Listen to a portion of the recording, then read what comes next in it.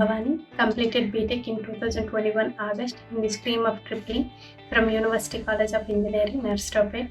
I'm a native of Narayanpuram village, which is in Vizianagaram district. I didn't get enough rank to join in CSE in my college, so I joined in Tripling. So before joining in Tripling, I met some people who are already settled in software jobs.